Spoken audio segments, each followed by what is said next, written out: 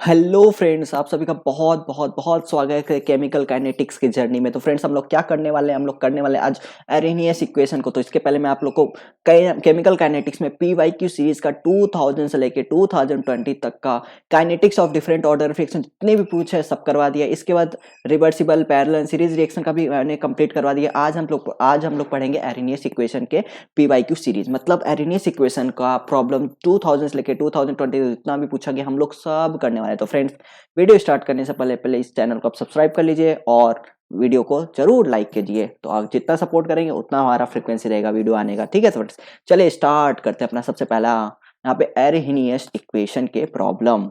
चलो, सबसे पहला प्रॉब्लम, सबसे बेहतरीन प्रॉब्लम यहाँ पे है कि हमें पूछ रहा है the half life of a first order reaction varies with temperature according to. मतलब फ्रेंड्स, यहाँ पे पूछ रहा है कि टी हाफ जो कि फर्स्ट ऑर्डर का है और हमारा टेम्परेचर का क्या रिलेशन है। बहुत सिंपल सा फॉर्मूला है। देखो कैसे आप सोचोगे, पहले आपको टी हाफ बोला है ना, तो टी हाफ का पहले फॉर्मूला लिख लो। फर्स्ट ऑर्डर में जो टी हाफ का फॉर्मूला होता है 0.693 अपॉन के, लिख लिया।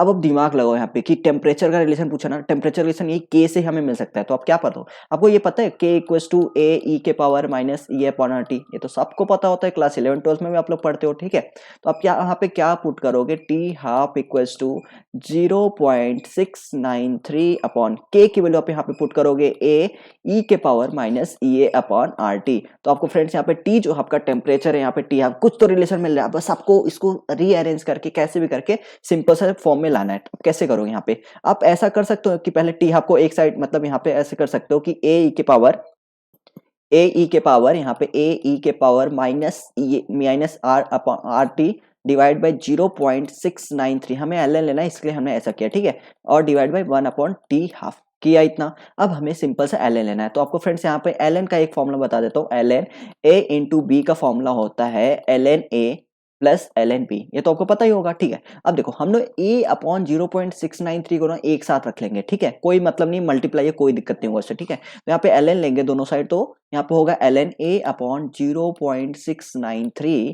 और यहाँ पे एल एन लेंगे तो यहाँ पे प्लस है और यहाँ पे देखो प्लस होगा फिर। ठीक है, और यहाँ पे क्या होगा minus E A upon are t. L N के पावर ई रहता है, मतलब आपको जब भी एल एन ई के पावर समथिंग कुछ एक्स रहता है तो आप सिंपल से इसको क्या लिखो, एक्स लिख ले। ठीक है, ये आपका फॉर्मूला, ये आपको पता होना चाहिए। ठीक है, माइनस ई ए अपॉन आर टी, ये उन लोग के लिए जो बायो बैकग्राउंड से उनको नहीं पता होता। ठीक है, चलो अब यहाँ पे क्या होगा, यहाँ पे भी L N 1 upon T half. देखना ये हो गया 1 upon T half, T half हमेशा हो गया। अब क्या करोगे, यहाँ पे T half L N 1 upon T half को कैसे करोगे, यहाँ पे माइनस साइन लगा दो, मतलब L N A upon 0.693 minus E A upon are T. ठीक है, अब यहाँ पे क्या हो जाएगा, यहाँ पे कर लो माइनस, अगर आप टी हाफ को ऊपर ले जाए तो यहाँ पे क्या हो जाएगा, माइनस साइन आ जाएगा। ठीक है, जस्ट उल्टा एल एन टी हाफ। इतना समझा, इतना कोई दिक्कत, वेरी गुड। इतना अगर आपको समझ गया तो बस आपका काम खत्म हो गया। अब आपको सिंपल सा ये माइनस को हटाने के लिए क्या करोगे यार, माइनस से मल्टीप्लाई कर दो दोनों साइड से, तो यहाँ पे हो जाएगा, जैसे मैं इस साइड लिख लेता हूँ एल एन टी हाफ। ध्यान से सुना, बहुत सिंपल सा प्रॉब्लम है। ठीक है, बस रीअरेंज करना है आपको, यही पेशेंस रख के काम करना है। ठीक है, अगर ये माइनस को यहाँ पे हटाना चाहते हो तो यहाँ पे मैं माइनस से पूरा मल्टीप्लाई कर दूंगा।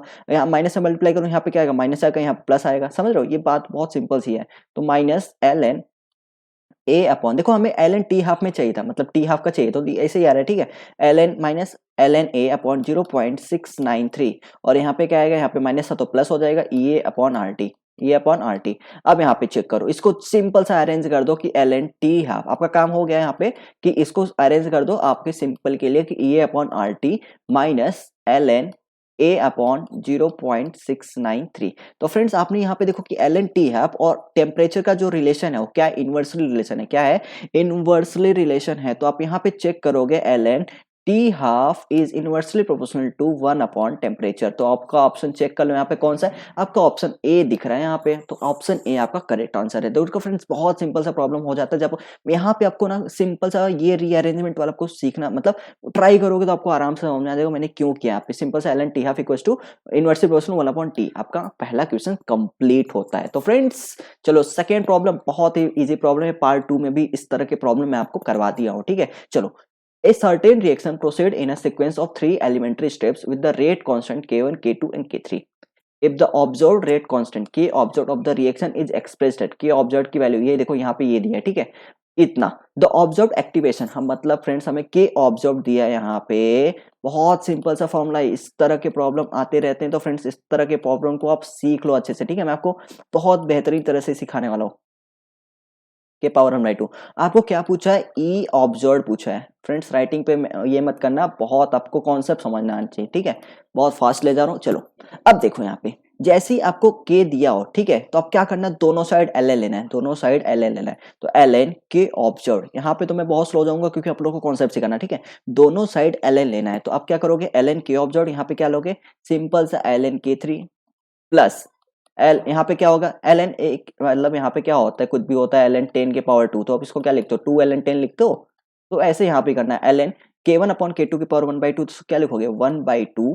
देखो मैंने एल एन इसको ए मान लिया, इसको बी मान लिया, तो L N A into B क्या होगा, L N A plus L N B, ठीक है। वही मैं कर रहा हूँ यहाँ पे, L N K one upon K two, बस इतना ही काम करना है। इतना आपने एल एन के लिए ना, जो भी आपको के ऑब्जर्व दिया, सिंपल सा दोनों साइड एल एन ले लो। अब आपको क्या करना है, सिंपल सा यहाँ पे के एल एन को हटाओ, यहाँ पे जो के थ्री है वहां पे लिख दो ई ए थ्री। क्या लिखोगे, ई ए थ्री, ठीक है। एक्टिवेशन एनर्जी का बता रहा हूँ कैसे निकालता है, ठीक है। प्लस यहाँ पे आपका जो है 1/2, और यहाँ पे आप लोगे L N K one upon K two क्या होता है, L N A upon B. आपको मैं यहाँ साइड लिखता हूँ मैं क्या करना वाला हूँ, ठीक है। L N A upon B होता है friends L N A minus L N B. क्या होता है, L N A minus L N B. तो इसका क्या होगा, L N K one minus L N K two, तो इसका भी वहां पे लिख लो। तो ई ए थ्री प्लस 1/2, यहाँ पे के वन है तो ई ए वन आएगा, ई ए वन माइनस ई ए के टू है तो ई ए टू।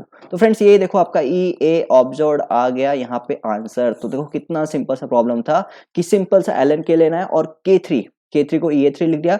यहाँ पे सिर्फ कौन सा इसको स्प्लिट किया आपका, यहाँ पे e a three plus 1/2 e a one minus E a two. देखो यहाँ पे e one minus e two, वही है, ई ए वन या लिखो या ई वन लिखो, ठीक है। तो आपको ऑप्शन डी आपका यहाँ पे करेक्ट आंसर है। तो फ्रेंड्स ये भी बहुत बेहतरीन सवाल था। अब चलते हैं इसको, ये प्रॉब्लम जो हमारा दिखता है यहाँ पे पूछा है कि the rate constant of two reaction at temperature T are K1T and K2T and the corresponding activation energy E1 and E2। और यहाँ पे कंडीशन बहुत इंपॉर्टेंट फ्रेंड्स, ये आपको प्रॉब्लम सॉल्व करते हैं।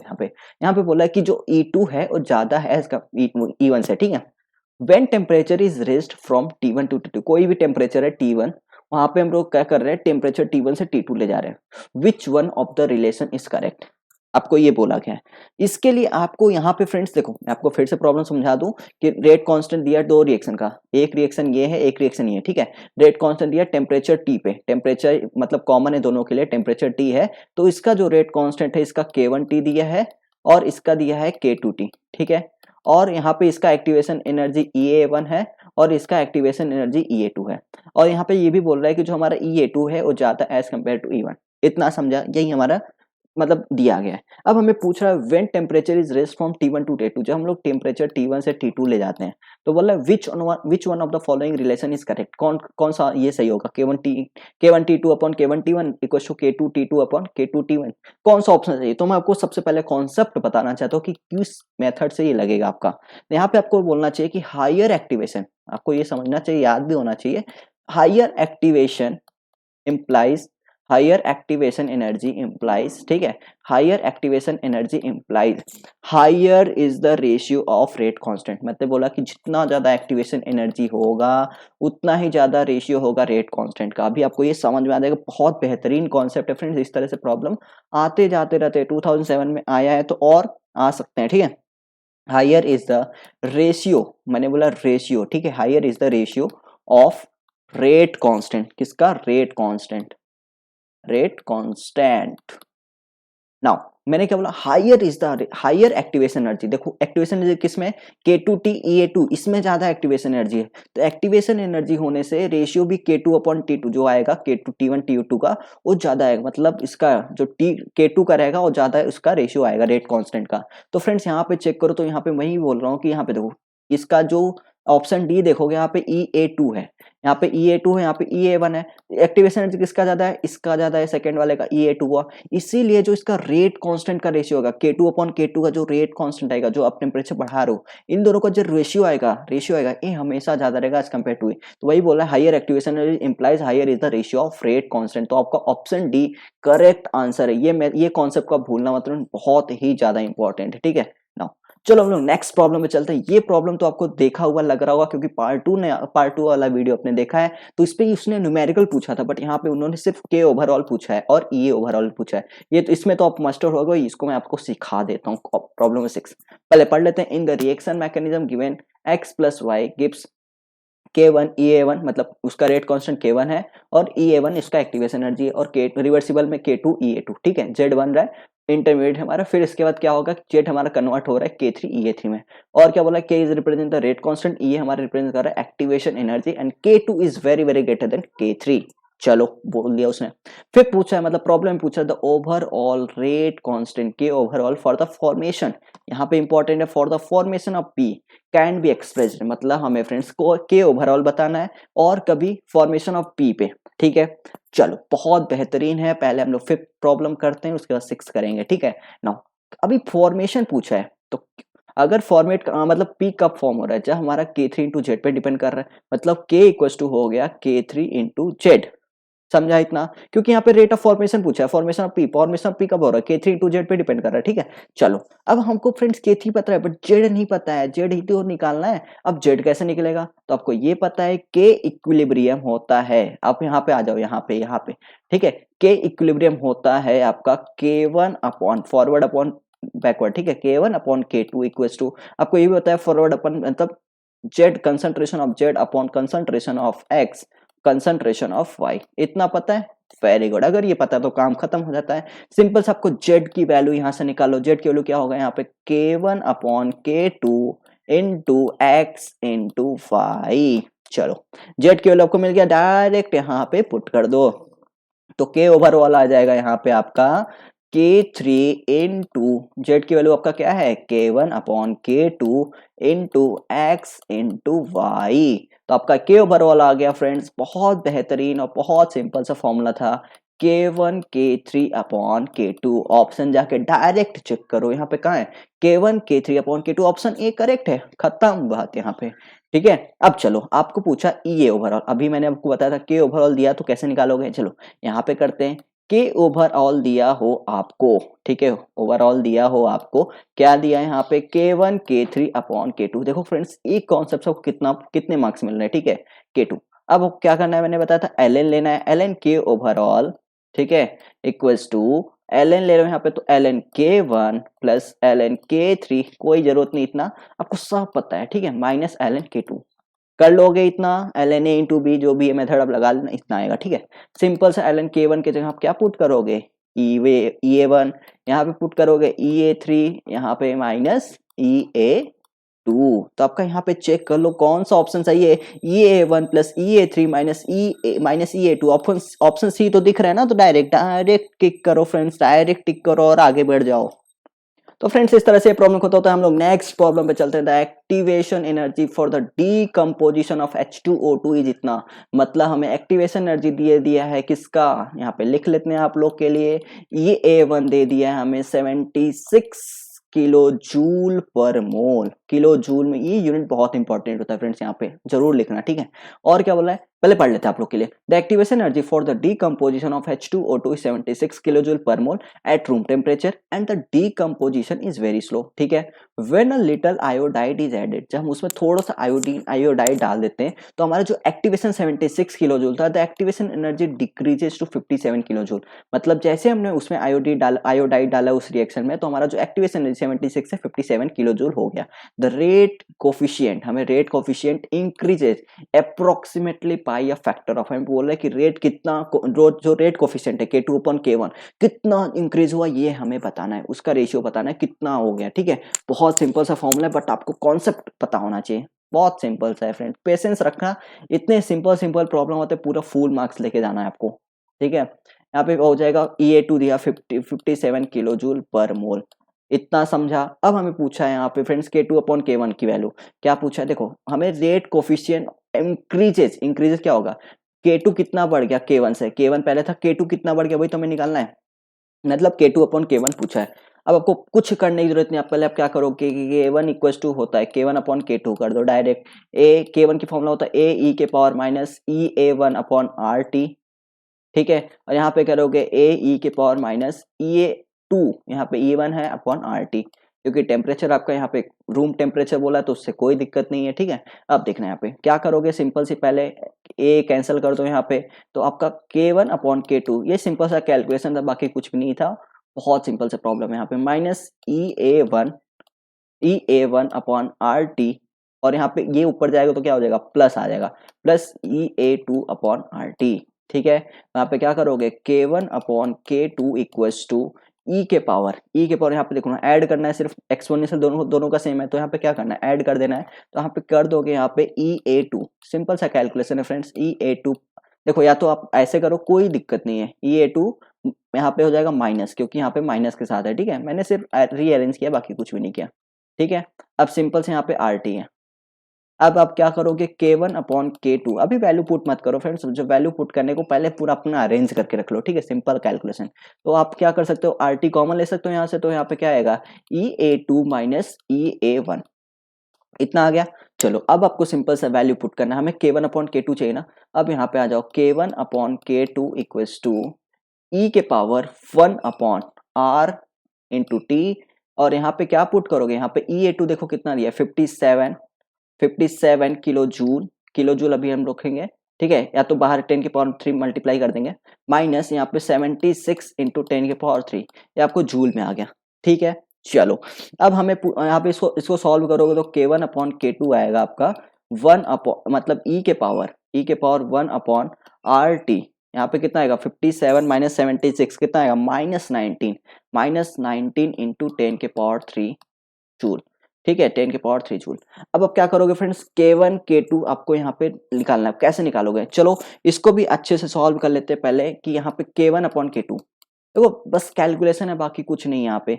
अब आप यहाँ पे पुट कर लो, आर की वैल्यू पुट करोगे, यहाँ पे जूल में है, देखो यहाँ पे क्या है, जूल में सब दिया है, तो जब भी आर जूल मतलब एनर्जी जूल में है, तो आर की वैल्यू आपको हमेशा 8.314 रखना है। क्यों, इसका फंडा है जूल पर केल्विन पर मोल, इसका यूनिट होता है फ्रेंड्स, हमेशा ये आर की वैल्यू यही पुट करना। कंफ्यूज मत होना कि 0.082 रखना है, क्या रखना है, बहुत कंफ्यूजन होता है, लेकिन आपको यूनिट पता है आर की वैल्यू, तो आपको कुछ भी कंफ्यूजन नहीं है, ठीक है। यहाँ पे 8.314। अब बताओ टेम्परेचर क्या रखोगे, टेम्परेचर भाई यहाँ पे रूम टेम्परेचर दिया, रूम टेम्परेचर मतलब 25 डिग्री सेल्सियस, कैलविन में बदलोगे तो 25 + 2 73 आपका आएगा, 5 + 3 298 कैलविन आएगा। यहाँ पे 298 कैलविन पुट कर दो, और यहाँ पे आप यहाँ पे तो वैसे ही है -19 इंटू 10⁻3, ये आपका जूल में आ गया, इतना समझा।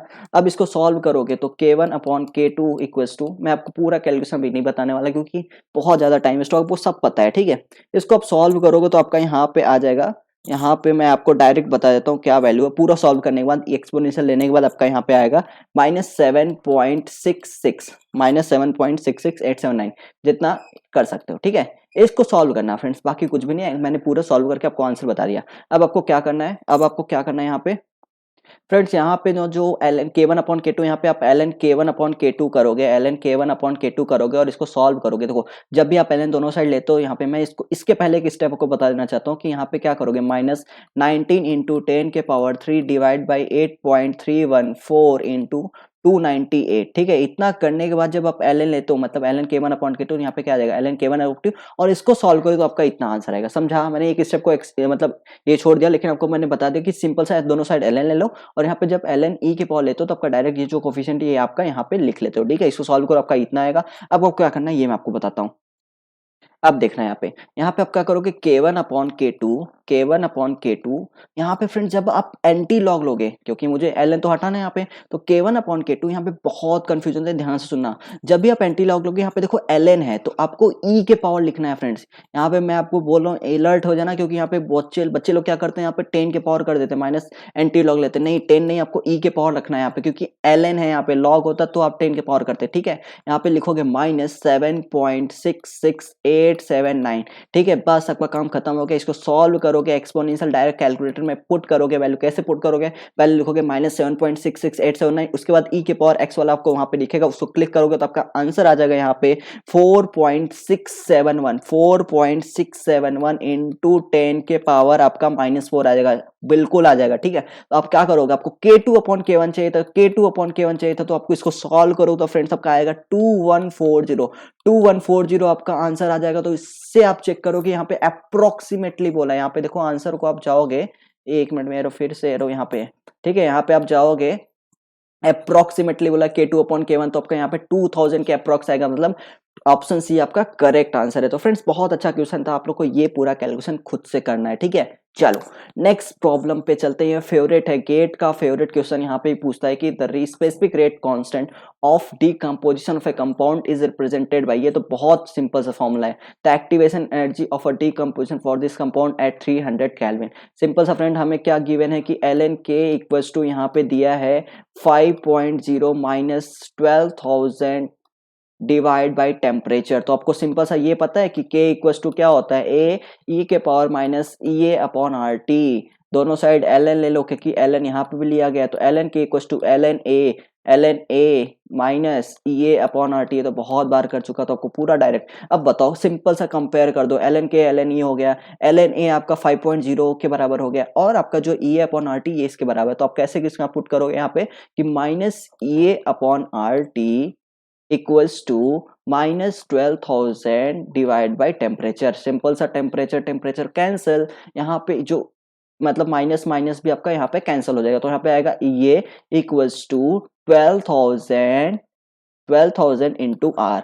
अब आपको आर की वैल्यू क्या पुट करना है, तो फ्रेंड्स यहाँ पे सिंपल सा ऑप्शन में जाना, बिल्कुल ऑप्शन में जाना। आपको यहाँ पे दिखे कैलोरी कैलोरी कैलोरी, तो आर की वैल्यू होता है फ्रेंड्स 1.98 कैलोरी होता है, कैलोरी पर मोल पर केल्विन, ठीक है। बट आपको यहाँ पे अप्रोक्सीमेटली रखना है 2, अप्रोक्सीमेटली आपको क्या रखना है 2, तो यहाँ पे डायरेक्ट हो जाएगा 12,000 इंटू 2, जो कि आपका आ जाएगा 24,000 कैलोरी, कैलोरी पर मोल, ठीक है। बट आपको किसमें यहाँ पे देखो किलो कैलोरी भी है, कैलोरी भी है। आपको यहाँ पे देखो, ये आप चेक करोगे आपका एक्टिवेशन एनर्जी कितना आ गया 24 कैलोरी, 24,000 कैलोरी कहीं पे दिख रहा है, 24,000 कैलोरी नहीं दिख रहा है यहाँ पे। तो आपका यहाँ पे क्या हो जाएगा, इसको किलो कैलोरी में बदल दो, इसको किलो कैलोरी में बदलोगे 24 किलो कैलोरी पर मोल।